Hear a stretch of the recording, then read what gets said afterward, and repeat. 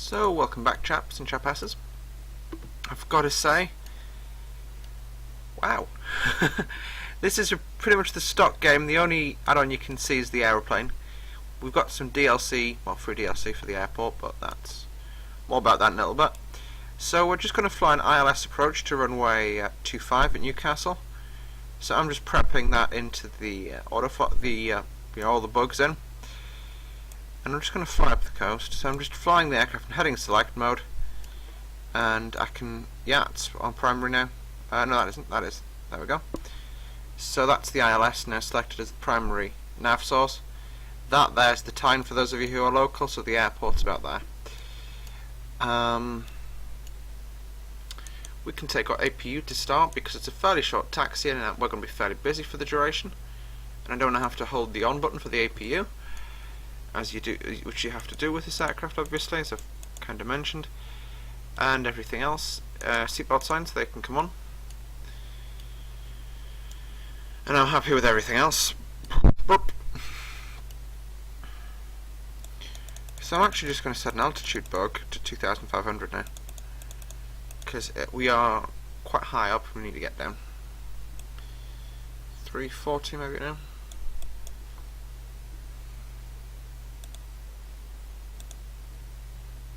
Yeah, 2,500. I've subscribed to the Navigraph Charts Cloud. I actually was kind of concerned because, you know, I can get most of my charts for free. You know, and this is £6 a month I'm paying because I'm on the monthly plan because I can't afford to pay £70 out in 1 week. But I can afford to pay, you know, £6 out a week. Sorry, a month. And I've got to say, I'm quite pleased with it because it's the charts are a lot more easy to understand, and they include a lot of data that even the AAIB chart, not the AAIB, the local area charts, either don't include or it's hidden in there somewhere and I can't find it. But as I say, I do really like and that's what I'm using to look at the ILS for Newcastle. Even though I'm 100% happy that I could probably do the ILS to Newcastle blindfolded because I was doing it yesterday when I was just demoing it. But we're now going to have to set an MDA bug because we are only Category 1 qualified in this aircraft. And the MDA bug has to go to 440 feet. Whoa, that went fast. Which is about there. 440, well, that's about 450, but yeah. 440, it's near enough. I'd rather have it higher than lower. Yeah, if there's anything I'm not kind of discussing that you guys would like to know about, don't hesitate to shout it out in the comments section. And I do generally reply to comments within about an hour. I'm just going to pull some spoiler out. Okay, I thought I was. Apparently I'm not. So, but what I can do is I can't take flap 1 yet because, yeah, we're probably a little bit on the high side actually. We'll just give ourselves a delay vector, which will bring us at 360, which will give us a little bit more space to get down. You can normally see the aerodrome. It's about there. It is, just that green flashy light. I just caught a glimpse of it, but that's because I'm running in quite high resolution, so I can generally catch things like that. It's fine. I'll just stick it to manual.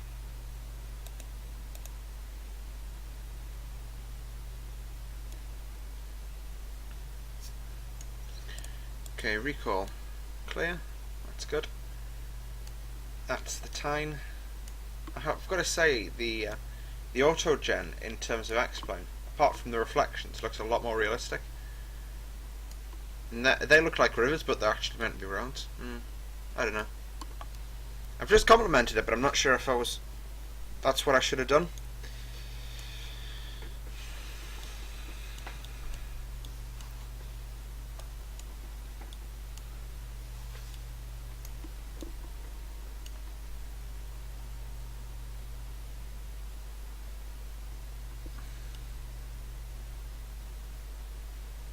Our turning point is actually that there, so we are definitely far too high right now. That's closed. Spoilers.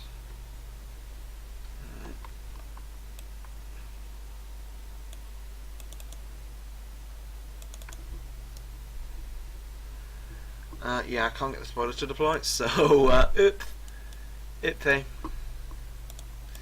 We do need to look at landing VRF, which is going to be 126 knots. Just something worth knowing. And that needs to be on 248. And that's just going to bring us out onto a downwind.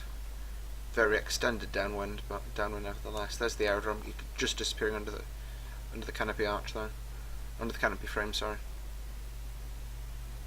This aircraft is very, very slick by the way it feels. So, yeah. But I've got to say also, in terms of, you know, I can't remember how much I paid for this now, but every single switch seems to work, which is impressive because other aircraft that don't protest to be anywhere near as realistic as this, protest to be more realistic than this, and cost an absolute fortune. Alright, that's also going to be our decision bugbear.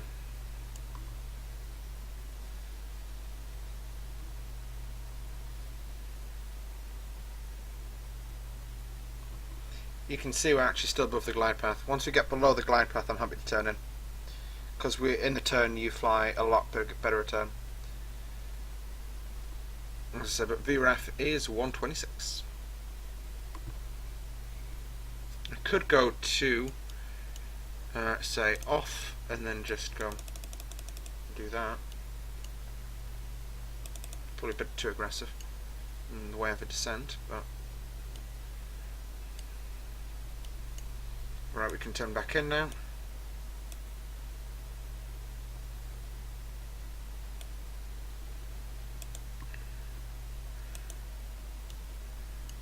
Air conditioning, that's fine. That was the associated warning that I was anticipating. And then I set this to 126 is already bugged, good.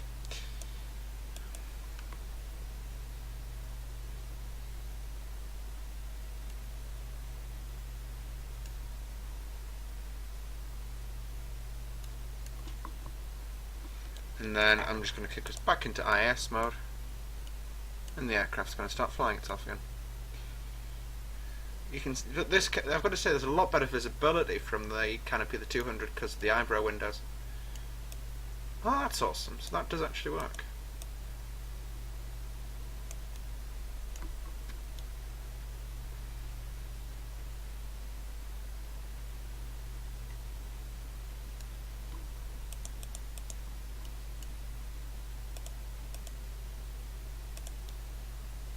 There we go. That's alt hold engaged. And then I'm just going to swing us into auto. Whoa! Auto approach mode. And that looks gorgeous. That's the time. So that's the bias. That'll be the ones back there. We are letting the speed just wash off now, so we home in. It's still 15 miles, but I'm actually just going to put a little bit of power in, just enough to sustain us. You can now make out the runway lights there, the lead-ins, just there, that white splodge. Okay. Auto approach mode's engaged, heading select, not required. Glide path, well, once we get that, we do need to slow down a lot before we hit glide path.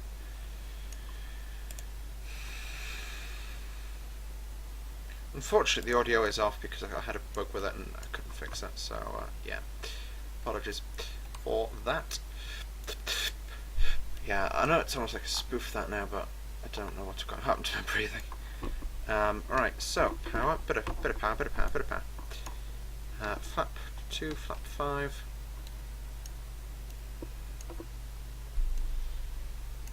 As I say, that's the time.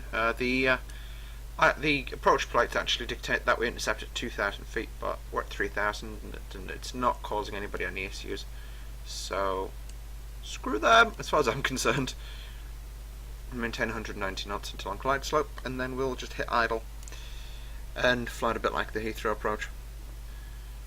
basically they want you to fly at 160 knots until 4 miles, but if you do it in low drag they don't complain either.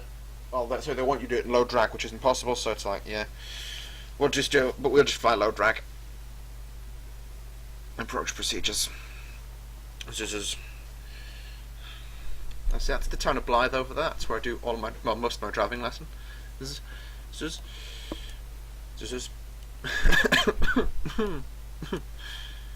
don't have a cough, apparently. Well, I do, but I don't. If you can work that out. 126 knots. Yeah, we're a bit fast.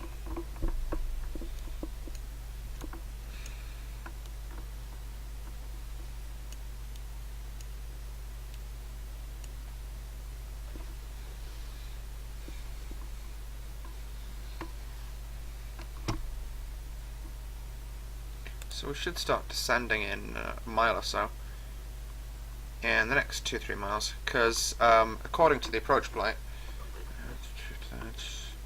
5 by 3, yeah, it's a bit of a dodgy one to work out, but it's about 7 or 8 miles when we start our DME will start our descent. So in the next mile or so, probably as we cross the beach.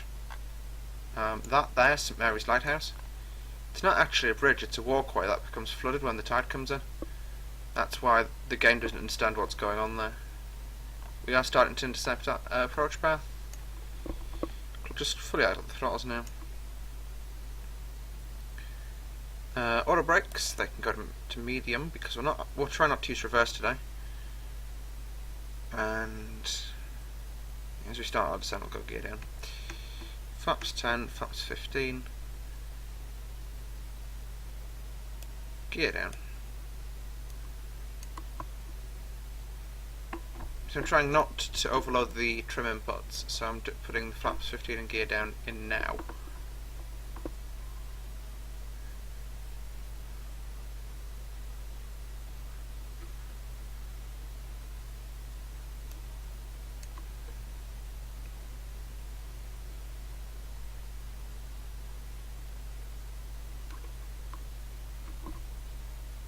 The aircraft's now pretty much handling itself. Once the autopilot comes out, I'll have to start flying, but it's a little while yet. I'll disconnect at 1,000 and hand fly from there. As I say, I haven't been to Newcastle I don't think I've actually ever done a night flight in X-plane before. And I know people were saying that the night lighting's the best thing about it. I'm actually probably next to those that clump of streetlights that's just disappeared behind the canopy frame as I'm filming this. But I can't hear myself coming past. Okay, go around altitude, that's going to be 2,500. Oh well, I've just sailed straight through that in terms of my bugs. 2,500, there we go, set. Okay, a bit of power. We're down to VRF at 6 miles, but it's no big deal.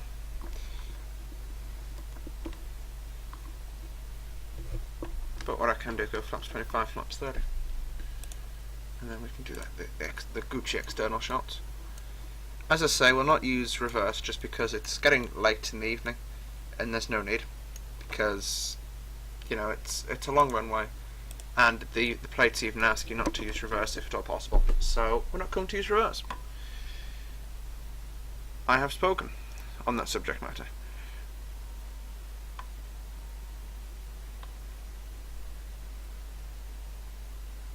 I was also doing literally a guided flight tour yesterday. I was like, oh, not on the right, that's big waters. I'm struggling not to start doing that again.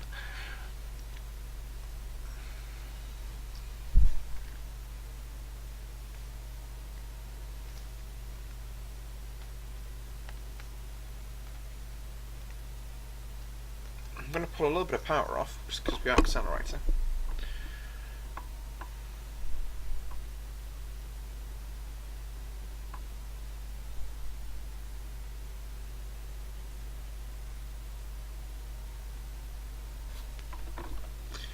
Okay, so I'm going to get rid of the V card. That's the town of Cramlington, I believe. Yeah, it's the roundabouts underneath us. Once, twice, off. I have control. I know I disconnected a little bit earlier than I said I would, but I need the practice.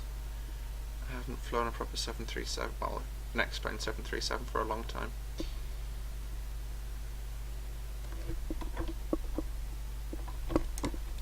Flight director just going to go into go-around mode.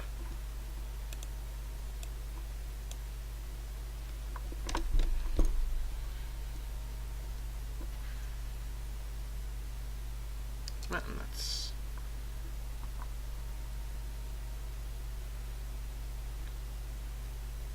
1,000 above, and I'm already visual, maintaining a decent amount of glide path. It does look really quite realistic, this. I'm obviously using a free scenery, but I honestly feel like I'm in the real world. Just looking at the airport, that's all I'm looking at, and it looks a lot like, you know, I had the privilege of doing a jump seat night landing once, and it looks a lot like that.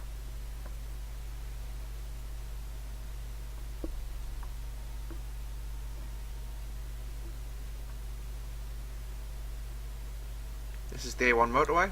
This is the primary route between, road route on the east coast of the UK, between London and Edinburgh. And it goes on the east, and the M5 goes on the west. And that kind of goes to Glasgow.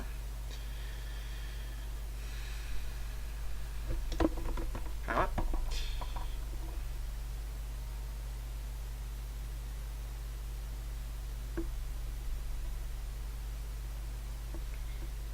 I remember the last time I landed in Newcastle, I'd been away for about 3 weeks, and I'm coming down the approach path and I saw the bus that I used to catch to get to college, which was actually at the airport coincidentally, and I saw the buses were flying over, and the bus had this, that I used to catch, had this thing that the head, like the sign, used to flash because it was broken, and as we're flying over it just flashed, and I was like, oh my god, I'm back. Nothing's changed, I'm back. There seems to be a slight crosswind from the left. The NDB was working as well. I tuned the NDB to the NT NDB, which was next to that, and it's the NDB is actually located next to that pool of water. So yeah. This road here is a prime spotting location. Yeah.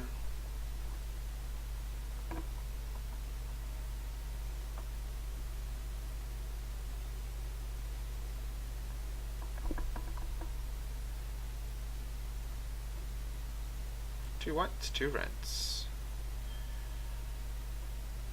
Two reds. No reds. Okay, my fassies are gone. Flappies are gone. Power coming off. I'm a little bit on the fast side, but no biggie. I have... Is auto brake working or not? No, auto brake's in up, so full... Oh, shit. Full reverse. Full reverse. There we go. I should just stick it on a bit more.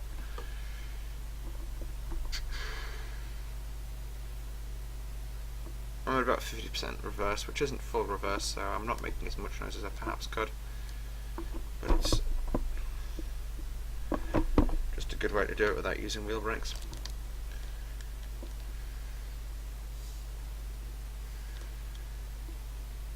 We're going to stick ourselves next to that Speedbird. That British Airways, sorry.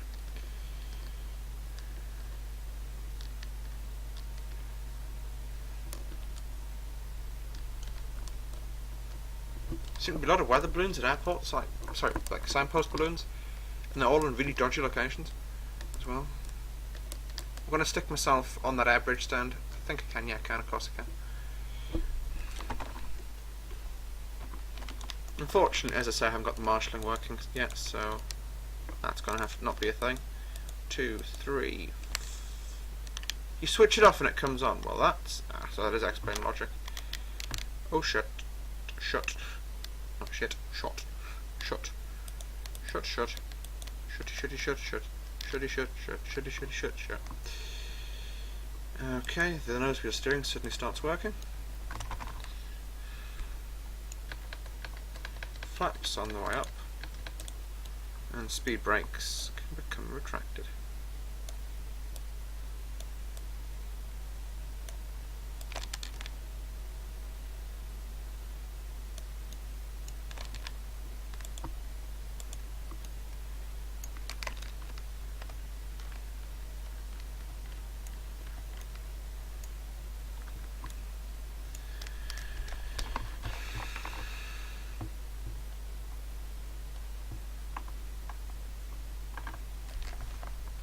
So as you can see, I've got the nose wheels turned fully and turning the nose into the light. Ladies and gentlemen, welcome to Newcastle. The local time is currently 2 minutes to 5. We'd like to thank you for flying with Lufthansa today, and hope to see you on another one of our services in the near future. Right, so back in the cockpit. I'm not even using keyboards anymore. Taxi lights off. Ignition's off. Ignition's off. Transferring to the bus.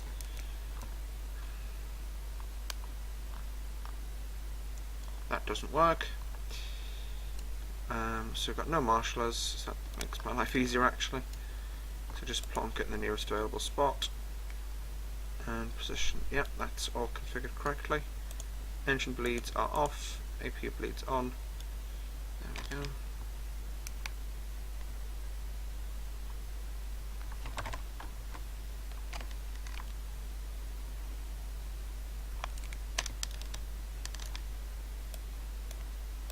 One off, two off. So that's my engines are now switched off, and that's what the aircraft shutting them down. Anti-collision light comes off. No pitot heats, they come off. Got left bus running. These can all come off as well. And that's the end of the flight, folks. So thanks for flying with us today, and welcome to Newcastle. It's, as I say, it's about 5 PM local time.